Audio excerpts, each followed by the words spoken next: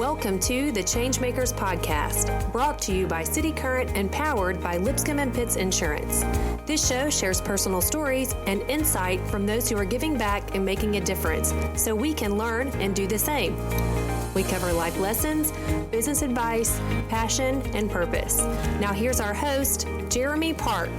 Welcome to the ChangeMakers podcast. I'm your host, Jeremy Park. We are in for a wonderful treat. When you talk about inspiring, empowering women around the world, we have someone here with us today who's doing that for her whole career. We have Moira Forbes. She is the publisher, the president of ForbesWoman, and also to the executive vice president of Forbes Media. And when you talk about Forbes, all things through and through, we have Moira right here in Memphis being able to share with us. So you're a true change maker. Love everything you're doing. How are you doing? Oh, thanks, Jeremy. I'm excited to be here in Memphis. You gave me a great excuse to come down here. So often there's amazing cities that I love, and I always need a great work and a great mission to come to a city, especially a fun one like Memphis. I only wish I was here longer, though. Absolutely. Well, we are, like I said, excited and proud to have you here. And so let's start. So you're from the New York area. From New York is where you live. And give us a little bit of your backstory in terms of where you grew up and your childhood. Sure. So I grew up about an hour and a half outside of New York in New Jersey. And New Jersey has a bad rap, right? In terms of the U.S. states, people think of it as, airports and highways. But I actually grew up on a farm, which again, they call New Jersey the Garden State for a reason. I grew up on a farm with dirt roads. We had about 250 head of cattle, pigs, chickens, everything, you name it. And did you have to milk the cows? They weren't milk cows. Okay. No milking the cows. Luckily got out of that one. And we had this thing there, they were beef cattle, but all of us were a little bit sort of queasy about eating the cows that were, within eyesight. So because as a child, I got to think, okay, there's a part of that where you become like, that's not necessarily your pet, but that's kind of like your pet. So you get a little connected, right, and then your parents get very creative about these stories of, where are these animals that you had this affinity toward, when we once had this little runt that was part of a big litter, and it was around Christmas time, and this poor little pig was born. What are you going to do with it? The mother was stepping on it, and my father's an animal lover, and he brought this little pig home into our house in his winter coat. And for 5 months, we raised Elmer the pig. And finally, eventually, as you can imagine, pigs get too big. I learned a lot about raising a pig, which is a random life lesson that no one else needs to learn.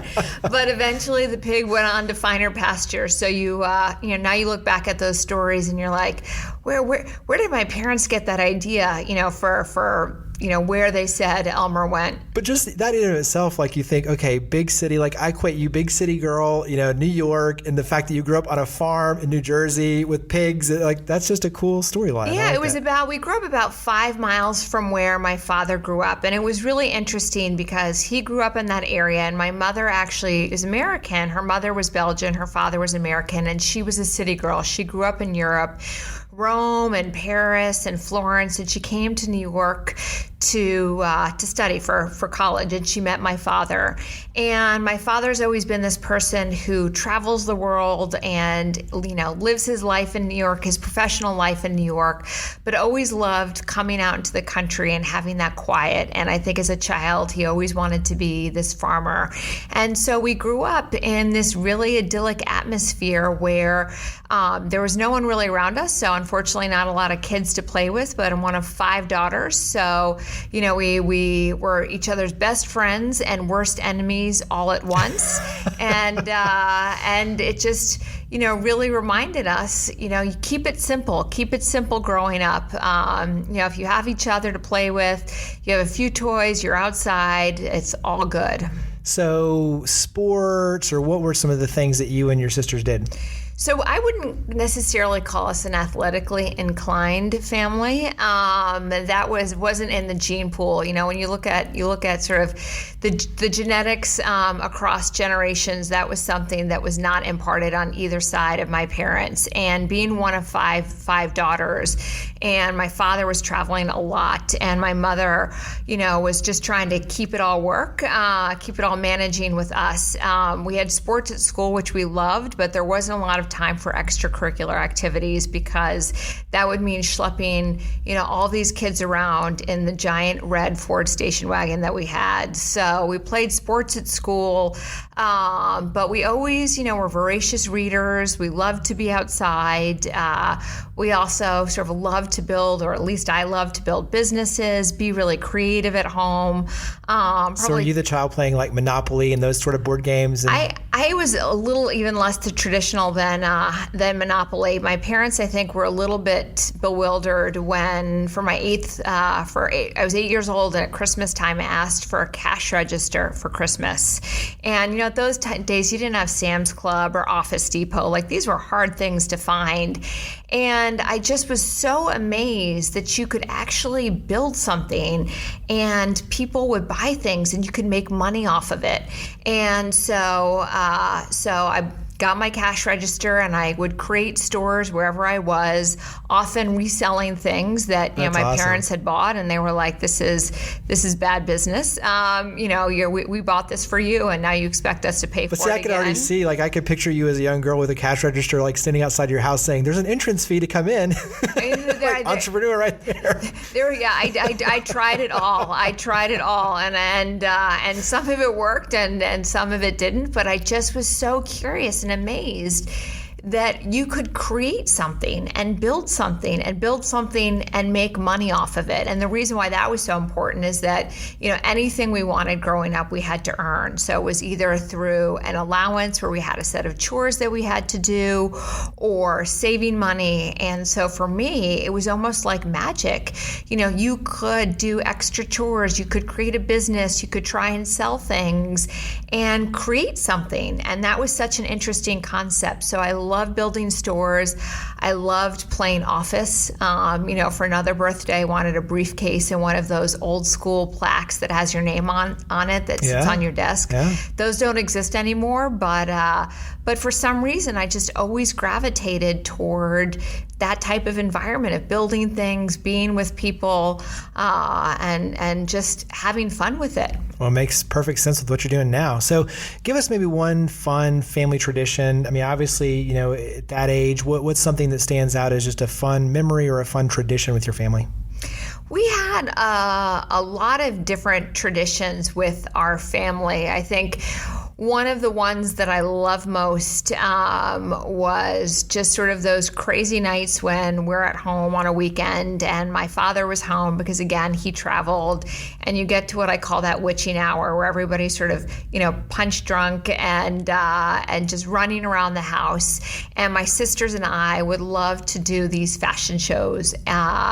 And we had a long staircase leading out to the back of our house. And we loved doing fashion shows or putting on plays, or, you know, we were obsessed with the Olympics and gymnastics and just putting on these performances. And my parents were great sports because they sat there and they watched and they encouraged and they let us do it, even though they were all probably miserable,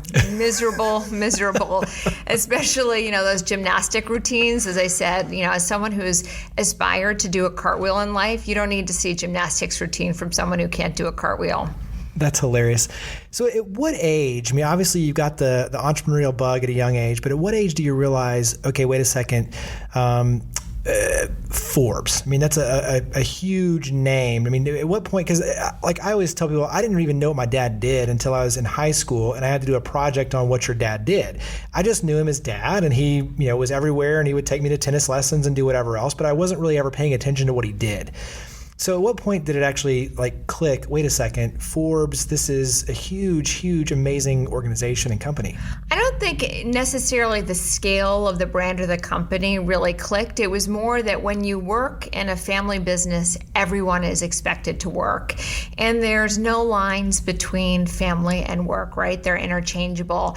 And so growing up at a very early age, we were always at events and gatherings, entertaining clients, meeting customers, meeting employees, having this sort of acute sense that the teams and the people that work to build a business are everything, and that the clients are fundamental to all that you do. So my parents were pretty, my grandfather was very, very eager for us to get involved, and he would have an event for clients, and he knew that having sort of a 5-year-old and a 7-year-old and a 9-year-old, kid, people love to have kids around. They're suckers for them. And so he would have us sort of entertain them or give them tours or, help, get their dinners, do whatever they could. And so we were always working in the family business. So we always knew that there was this family business, and we always knew aspects of the brand. But when your last name is the business and the business has your last name, that's something that I grew up with, and that's what I knew.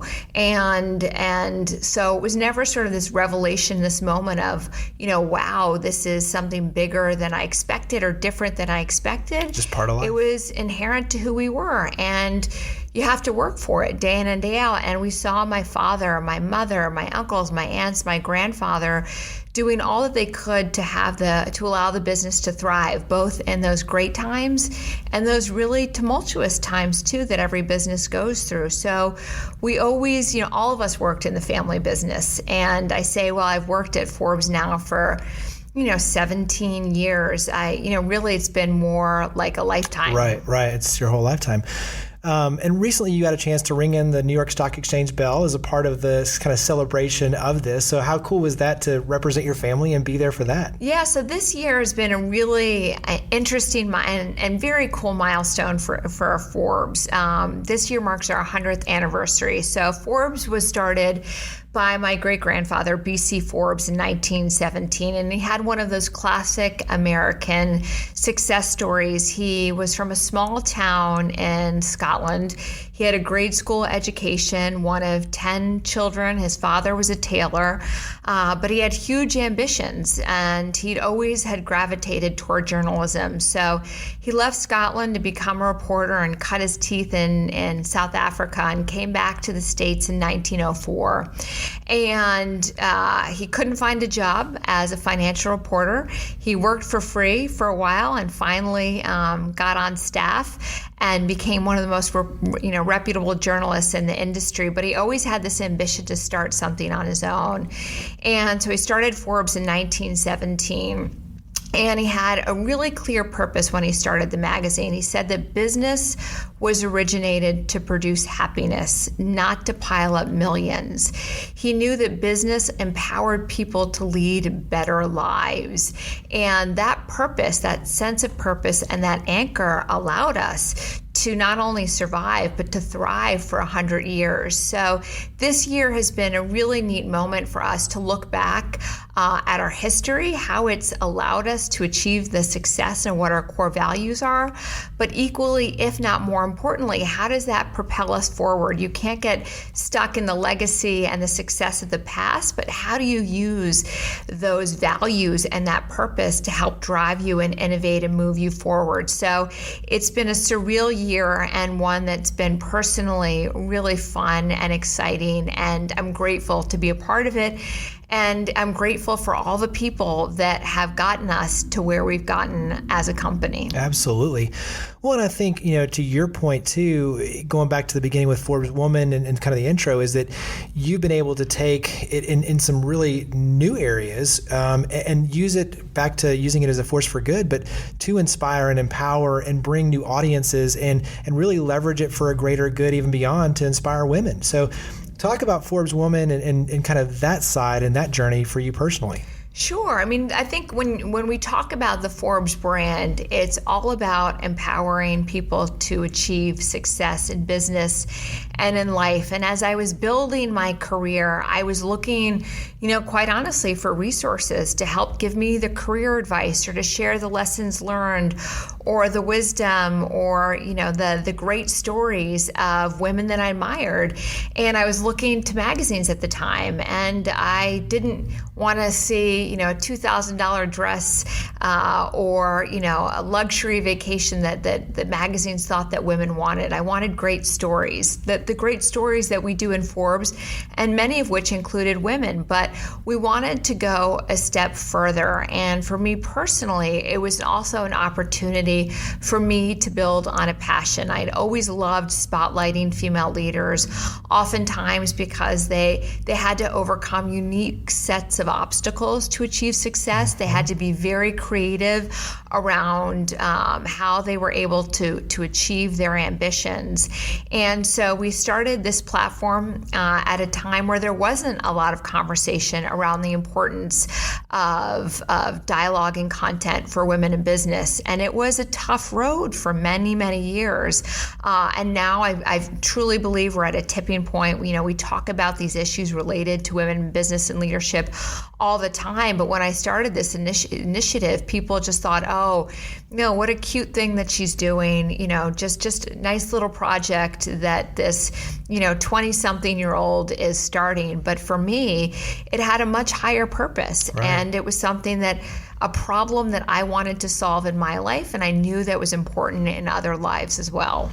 Well, absolutely. And you've been able to build out a board and a kind of a support network for this. And you've really built out a whole platform for this. And what's interesting on our end is we do a lot of women lunches and things where they come together and they talk about very different issues. And so we'll throw out a subject and let them kind of naturally seek its course with the conversation. But really interesting on the way men network versus women, and typically a family conversation will start versus a purely business conversation, and the dynamics of having to, in many cases, be a nurturing, mother, and then all of a sudden turn around and have to fire somebody and deal with that, and then, or fire somebody and then turn around and be a nurturing mother right at the end. And so, and the expectation of just, all of a sudden now you've got to be kind of a different person in the office. I mean, there's so many things that just even I've learned by being kind of a fly on the wall. But give us maybe one or two when you talk about, sitting down. What are some of the main topics that you're seeing out there that, you personally say these are some of the main things that we're really trying to make sure that the issues we're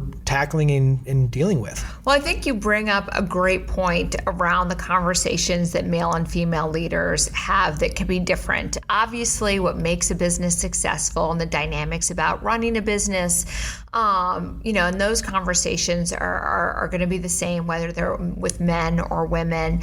But I think women are really eager to find a sense of community. I think women, when they connect with each other, bring more of their whole selves to that conversation. Right. And it's funny you brought that up. Last night I was at a fortunate dinner I could be a part of with some of the most amazing CEOs and leaders. And I jumped into a conversation with two women who I knew had kids similar to my age. And we all of a sudden started talking about what strollers we needed to get. And I've spent weeks. I saw for Halloween, you were looking for a Halloween costume, I couldn't right? find a puppy costume. And people are, on Twitter. I literally went to Twitter. How hard is it to find a puppy costume for a 2-year-old? And people said, make it. And I was like, how am I going to have time to make it? So I was trying to figure out this stroller. And so there we are amidst, these male CEOs who are talking about business and golf and wine and their passions. And the three of us are literally sharing notes. And now we're emailing all day long, being like, did this one work for two? How did you push it through a door? Did it fit? So that's what I love, is that we can go from talking about navigating, a huge pivotal business moment to what type of stroller do you have to buy. And it creates this unique type of bond that for me is really fun, because it does make it easier for me to bring my whole self into the conversation. And while I've been fortunate enough to interview and get to know amazing male leaders, it's just different, and different is okay. But it's something that I've just become more aware of. And in talking to women today, I mean, there's still the same challenges and issues we talk about. Obviously, work-life balance, and I think many of us would say that balance is something that never what is exists. That? It's never going to doesn't exist for anybody. Right. It's really about, I think, for everybody, just identifying what your priorities are in life and how do you do it.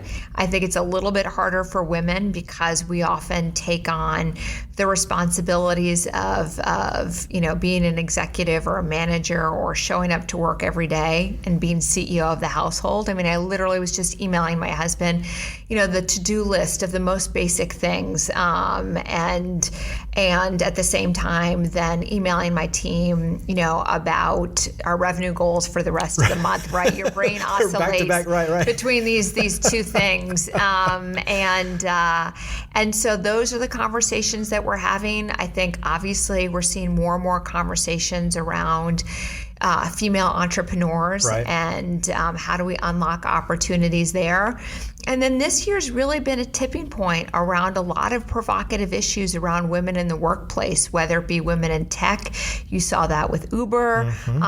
We saw that with women in Hollywood. Patty Jenkins was a bright star creating the most successful film with Wonder Woman by a female director ever, the first woman to ever direct a big budget film above $100 million. Well, just to have a superhero that's the female lead that goes out there and just, takes charge and knocks things down and beats people up and saves the day. I mean, how cool is that? Saves the day, and then it also was a box office success. Absolutely. I mean, that was the big fear that Patty talked about, is that no major, studio was willing to put up the dollars because they didn't think that there was a male or female audience behind it. Wow. So you saw that bright spot in Hollywood, and then you just obviously saw what was happening with Harvey Weinstein. So we are at this tipping point. Unfortunately, it's uncovering, a lot of these sort of really nasty realities, but at the same time, when you bring it to the surface, you can really start to move some of these conversations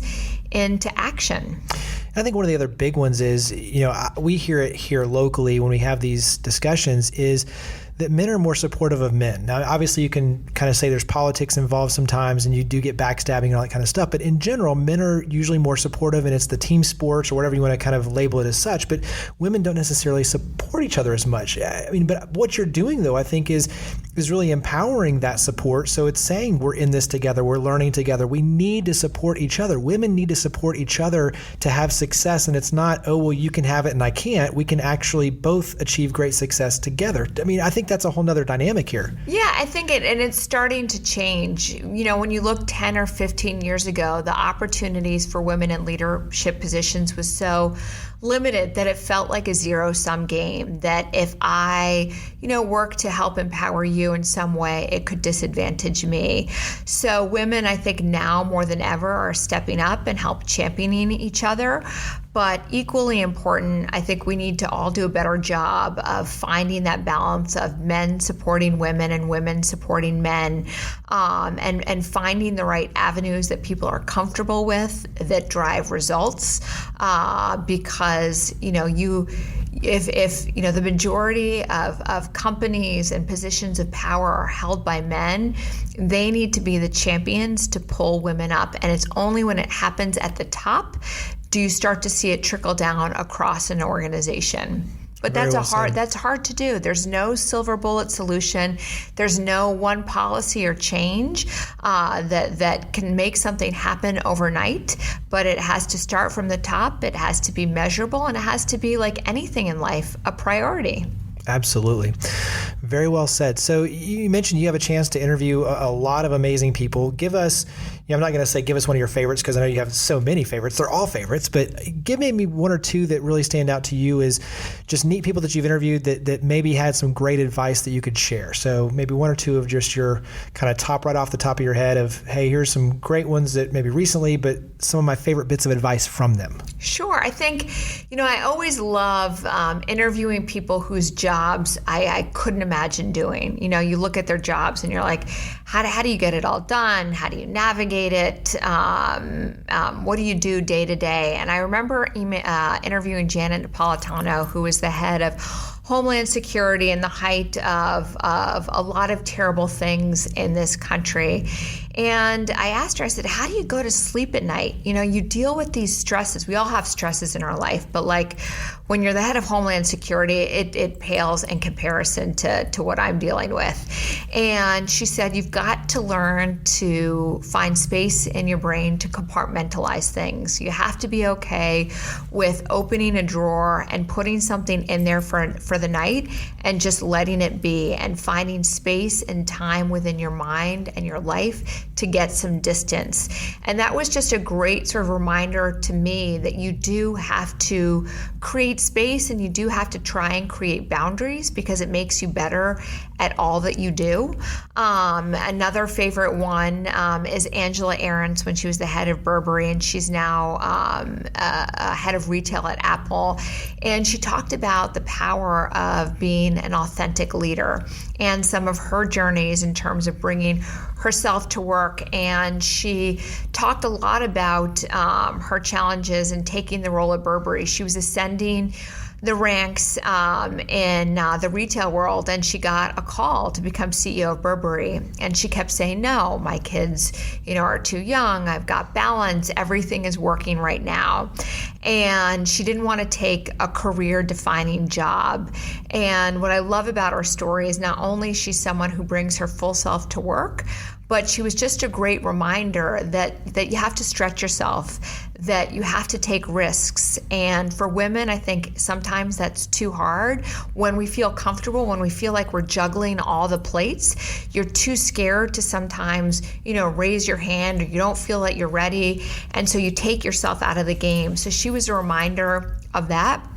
And then a last person I think about a lot is Meg Whitman, who's the head of HP. And she's someone who's had so many different careers within her life. She was an up-and-coming executive at Hasbro and the toy company. She jumped to eBay when it was at a time where people thought that selling and buying on the internet was crazy. The company was flailing, and she thrived, became a self-made billionaire because of it.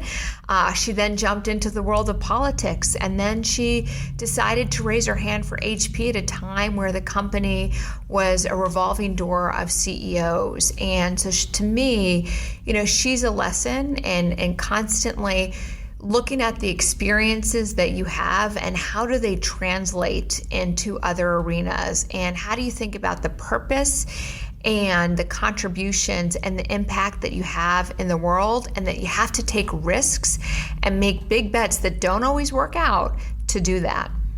So I've got to believe you probably have many, but who would you consider your role models, or who mentors you, or who are some people that you draw inspiration from? I was just with Warren Buffett a few weeks ago, and he talked about the importance of having heroes in life, that you need to have people that in your darkest times, your toughest times, give you inspiration. So one person that I spent a lot of time recently is a woman named Martine Rothblatt. She was the founder of Sirius and has started many, many ventures. But what makes me love her story is that after she sold Sirius, she had a child with a life-threatening illness. And there was no cure for it. They said there's no drugs, there's no opportunity, no hope. So she went and she did all the research that she could, and she rolled up her sleeves and she partnered and bought a biotech company and ultimately saved her daughter. And now she's fully immersed in this biotech world and taking on these moonshot challenges to save lives. And when I asked her about her businesses and her family life and her daughter and how she did it, she just kept saying, I will never take no for an answer. You could never take no for an answer. There's always a way. There will always be a way. You have to be creative and be determined. So when I find bumps in my life, I look at people like her and other leaders that I've met to say, if they can get through it, I can get through it. Talk about community. I mean, I think, going back even to the founding roots of Forbes, and that, businesses are to create happiness and to create goodwill and to give back, and not necessarily create stockpiles of money, right? So using it as a force for good. So talk about it from that side of it, of the lessons you're learning, but how can we be better leaders and be more engaged from some of the things that you've seen in your career and in your life? Sure. I mean, I think oftentimes we traditionally think about giving back in terms of writing a check, or that to have a big impact in the world, you need to have a job title, a big job title, or a lot of money. And I think, that is completely wrong. When you think about how to lead a more purposeful life, it's really about the decisions that you make day to day. Because this was our 100th anniversary year at Forbes, I thought a lot about this word legacy. And sometimes legacy, we think of something in the distant future, or we reflect back in the past. But to leave a legacy, you have to live that legacy each and every day. And we all have resources. It could be experiences, time, talent, a community, and you have to be creative around how you leverage those resources and finding a purpose in life and how you want to channel them. So I think oftentimes we underestimate the role that each of us can play as a change agent, and it comes down to small, simple decisions, actions, choices, day in and day out, like pennies in a jar that add up over time that can have impact. And now more than ever before, anybody can change the world, and anybody can do it given the resources, the voice that they have, the platforms that are available. But you have to have a clear sense of purpose, and you have to realize that you've got incredible resources that are often underutilized, or you may not even know that you can channel in an effective way. It's funny, we were just talking to some college students this past weekend about that very thing, and the fact of going in and doing an audit, whether it's trucks, cameras. You have so many resources as a family, but as a business, outside of just money and manpower, that you can use to help nonprofits. So knowing that, and then also to your point about making it easy, even little things like rounding up. So if you go and you take your family to dinner, take the extra money, the 19 cents or whatever, and put it in a jar or put it in a charitable coin bank, and then let the kids decide later as the money adds up where that money goes, and to have a purpose as a family of these are the nonprofits that we like to support in education or homelessness. And so you can engage your kids, but it can be small little things that, to your point, just going out and eating dinner, but adding purpose to that, you can make big change. You can make big change, and I think it's something that you need to infuse in your business, and you need to infuse at home. And it's about giving money, but it's also giving time as well, rolling up your sleeves. And giving time is a lot harder, right? It's a really precious commodity. And I think sometimes people say, I'm too busy or I don't have a lot of money. But there's small things that you can do that have a big impact in people's lives. A couple of weeks ago, I rounded up clothes from friends in New York City, work clothes that they didn't wear. We all have those bags of clothes, right, in the back of our closets. And there's a great organization, Dress for Success, that helps women who are looking to enter the professional world give a leg up. And in 3 hours, I collected 5 bags of clothing to give to women to help them on their first job interview, right? 3 hours. What would I have done with those clothes? They would have sat in the back of all of our closets, for years. So there's small, simple acts like that that don't take a lot of time, or it's just being mindful what you buy in the store. There's so many organizations now that have a purpose infused. Look at Warby Parker, buy one pair of glasses, give another pair away. I even have an executive that I work with who makes it a point. Every meeting that he goes into, he sits with a different employee because he wants everyone to feel valued and supported.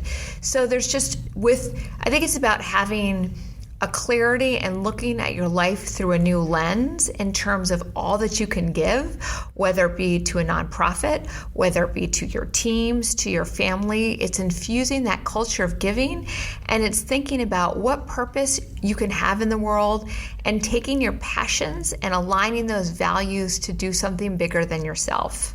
So this is one of those conversations we could have for hours and hours and hours. Love it. So we're going to, because we are running short on time, and I want to get to our favorite part, which is kind of this lightning round. So we're still going to have to torture Andrew to come up with some fancy music, but the lightning round. So this is just a lot of pressure. These are just short little answers, and it's like there's literally no script. I've just got my phone here for a timer, and that's it. So I walk into everything with like just whatever pops into my head. But so just short answers and short random questions. Here we go. So first one is, what's a recent book you've read? Recent book was Shoe Dog by Phil Knight. One of my favorite books I've read in a long time. Again, just adversity. You see big business. You thought that he would be, incredibly successful, and he had huge ups and downs. Amazing story. What's a recent movie or TV show that you've watched? I just watched the entire season of Glow, which is Gorgeous Ladies of Wrestling. It's a new Netflix show, but it's actually a really great show. It's based on women in the 80s, and it's just a fun show about sort of women and camaraderie and finding a sense of purpose, and I loved it. I was surprised. So usually this is where we figure out is adult versus kids, because so many of them, we end up watching cartoons. Oh, you have no idea. I'm a little bit embarrassed at work because sometimes I have to show my team things on YouTube, and there's that carousel down the right of things, suggested things, and it's like Peppa Pig and right. Daniel the Tiger, and so I watch a lot of Paw Patrol. Oh yeah. But when the kids go to bed, there I am with my Netflix or Amazon account trying to sneak some things in. That's hilarious. Well, they're not highbrow. Even when we were in New York, our kids were like, I want to go see that because that was like, Hey Jesse, or that was this, or some other shit. It's like really everything is related to a kid's movie. I know. That's but when it comes to me, so it's either, lowbrow in the sense that it's for a 2-year-old, or, it's just fun, easy TV for me. No thinking required, right? No thinking required. I understand. All right. So what's a favorite vacation spot? Anywhere near the beach. I'm married to an Australian, so everything we do is beach related. And is he a surfer? He is not a surfer. Again, my poor children, no athleticism on that side of the family either. They're a little bit doomed. Maybe they'll find something in a previous generation. But I love just being in the water, in the sun, being outside, and so anywhere by the beach, even if it's bad weather. Wow.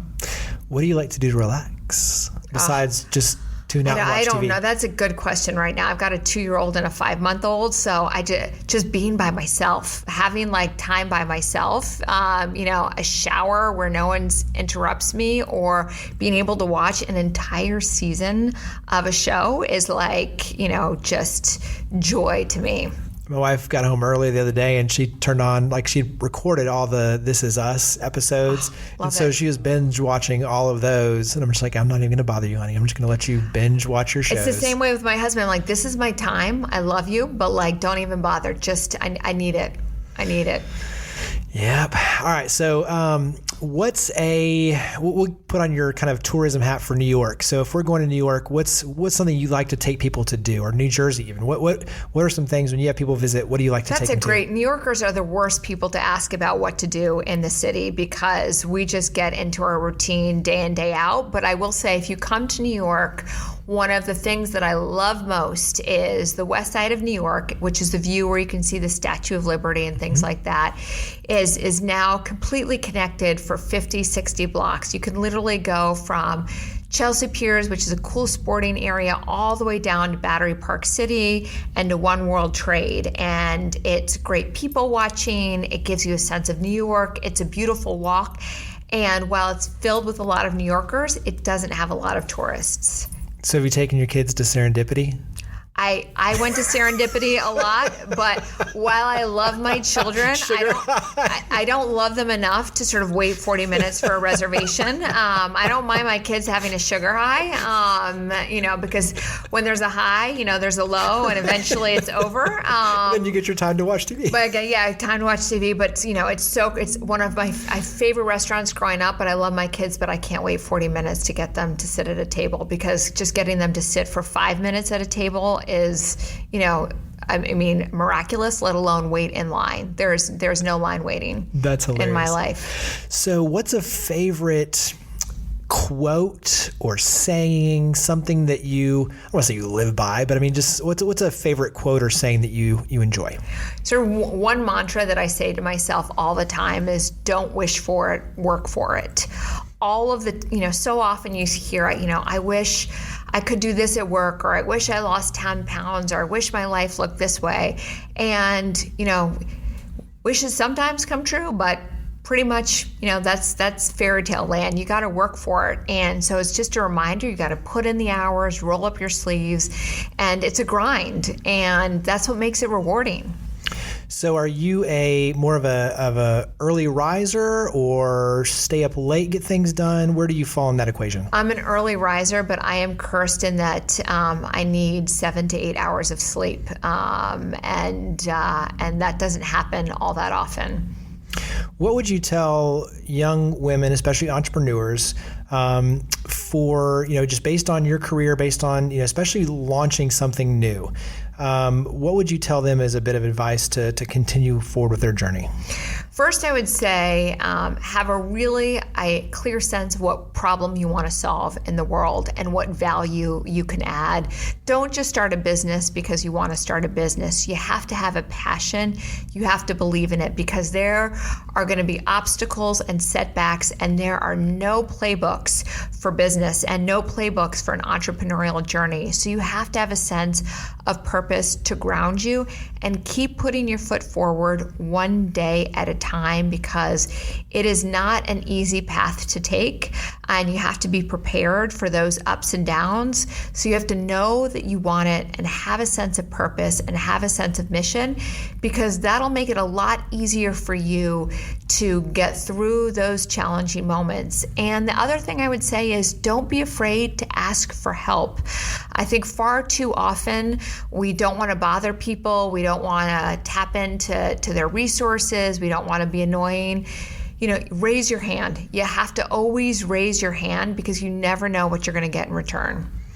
So you talked a lot about 100 years, even on your end, thinking about your legacy. Obviously you're creating it every single day, but with small children and a family of your own, what do you hope your legacy is? Or what is your focus in terms of creating your legacy? What do you hope people say about you many, many years from now?